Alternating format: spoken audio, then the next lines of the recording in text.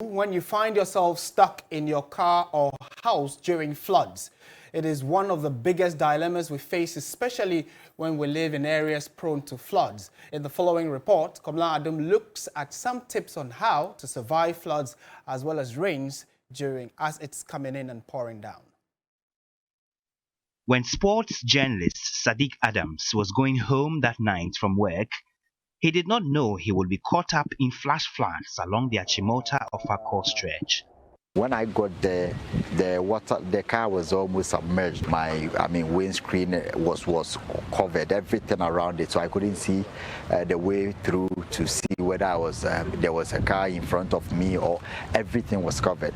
And I think what saved me was that there were guys around who were sitting on there was a pillar that divided the two roads, so like an embankment there. That's what saved me, because immediately I opened the car, the water just started coming into the car. I held on to the embankment and stood on top of it. The car just was washed away by the flood. So if there was no embankment, I'm not sure that I would have survived.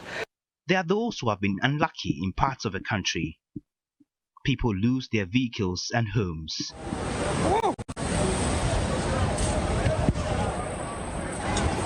According to the San Antonio Fire Department, it takes a mere 6 inches of swift-moving water to knock off a person.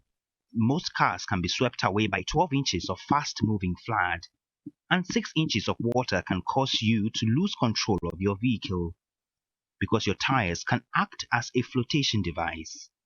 2 feet of water is enough to float a 3,000-pound car.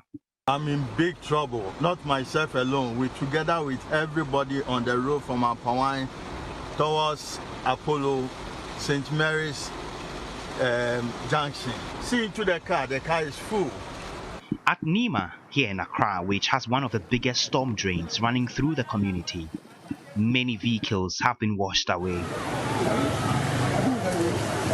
Even though there are no statistics about number of cars washed away here, residents insist they may well run into 30s since 2015. How they carry the cars there?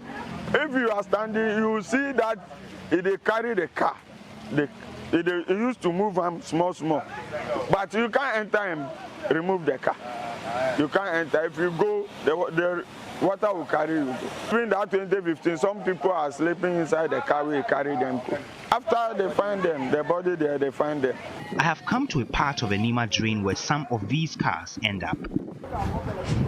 So this vehicle right here appears to have lost all its use, but for perhaps individuals who may want to use it as their mirror. And this is what is left of a taxi which was inundated by floodwaters only last week.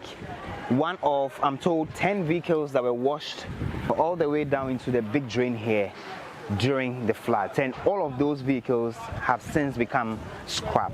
But what are the realistic ways to escape marauding floodwaters, either in the home or on the road?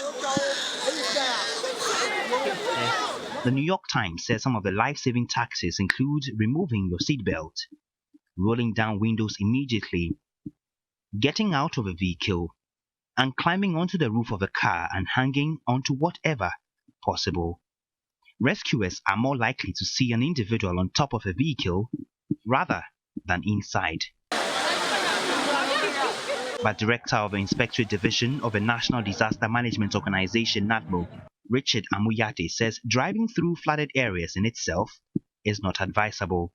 Sometimes people think that they have 4x4 vehicles and so they can safely drive through.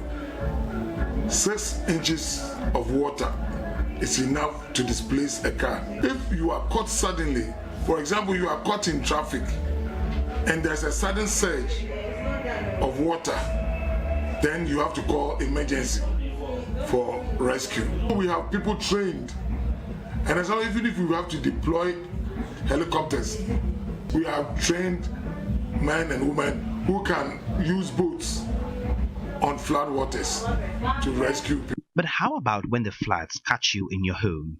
Move to higher ground. Don't wait till you are caught up in the floods.